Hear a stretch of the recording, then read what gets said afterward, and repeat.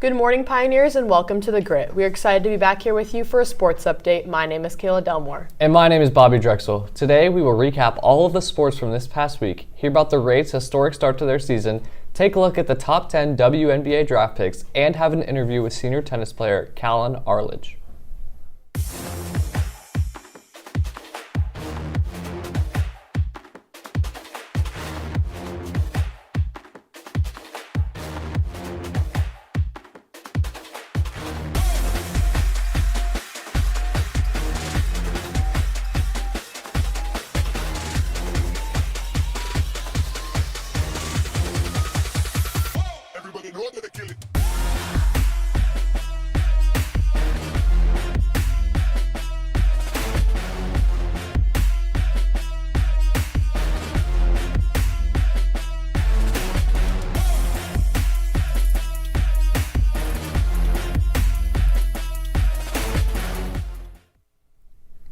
Softball went 2-1 on the week. On Monday, they beat Davidson 3-1 and the Pioneers totaled 8 hits while Anna Wilming pitched 13 strikeouts. On Wednesday, they beat Kaufman 2-0 and Anna Wilming had a perfect game, allowing no hits or walks.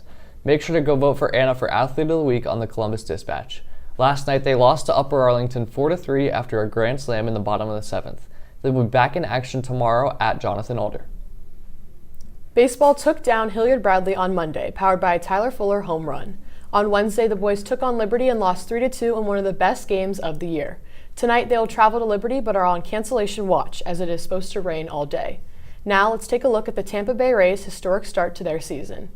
Good morning, Pioneers. My name is Bobby Drexel, and today I'll be talking about the historic start to the Tampa Bay Rays season.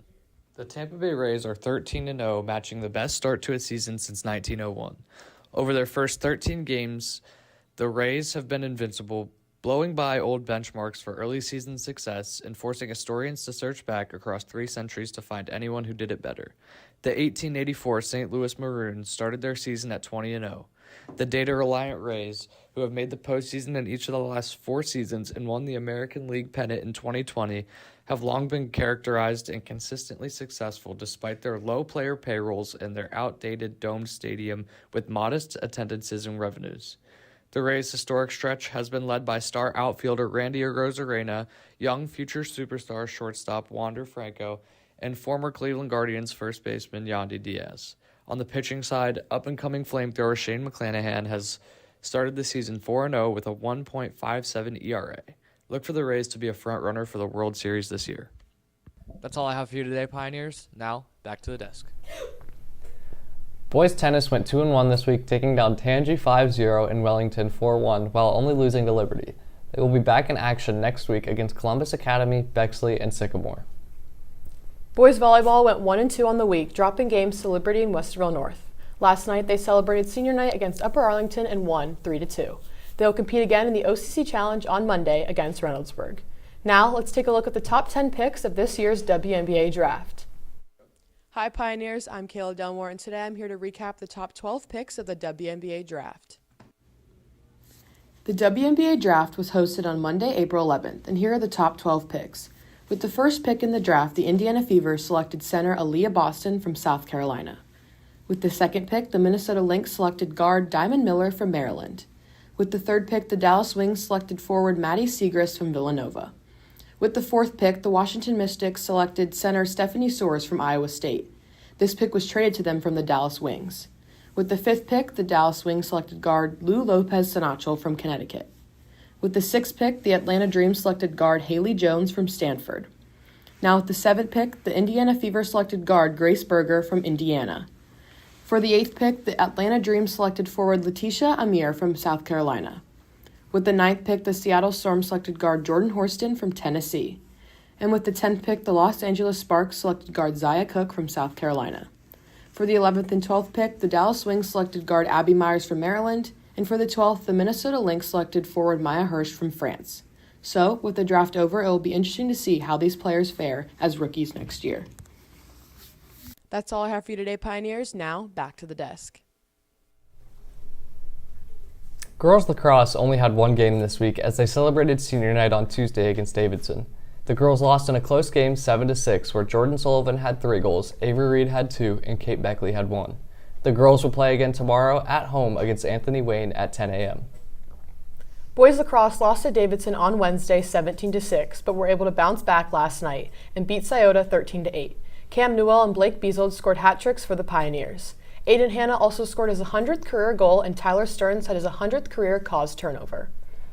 Boys and girls track competed last night at the Wayne Invitational. Augustine Davis placed 5th in triple jump, and Lucas Fry placed 7th on the boys' side. Bobby Ogles also took 5th in the discus and furthered his school record to 166 feet and 8 inches. The boys' distance medley relay also placed 1st, and the girls placed 3rd. Tonight, they will travel to Canal Winchester at 4:30 p.m. Now let's throw it over to Anna Wilming with senior boys tennis player Callan Arledge. Thanks, Bobby. I'm here with senior tennis player Callan Arledge. Thank you for joining us today. So this is a big season for not only you, but for the rest of the team. How do you think the season has gone so far for you personally and also the team? I think our season has gone really well. We've only lost one match, and we've beaten teams that are pretty much the same level as us, if not better. And we've just done well as a team, chemistry and all that together. So, what aspect of your game do you think is the strongest this season? I think singles right now in the season, but I'm playing doubles in the postseason for states. I got 3rd place in states last year, and I'm hoping to do better than that. But yeah, so singles right now during the season. Great. What did you do in the off-season this year to get ready for the season? So me, myself, I worked by myself. Obviously, just went like hit serves and stuff and hit with other people like my friends. But as a team, we worked together still, even when it was cold in the winter. And we went inside if it wasn't cold enough outside. And we just worked in the gym and worked out as a team. What are your goals for this season, and what does the team think you all can accomplish this year? So my goal is to get to states, and I'm going to try to win. But our team, we're trying to get a team state championship for the first one. I think we can do it this year, but we have a good team to do it. Good. We know you're committed to Norfolk State for tennis, so what are you most looking forward to?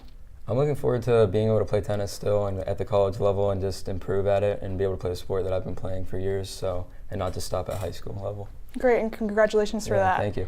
Thank you, Callan, for joining us, and now back to the desk.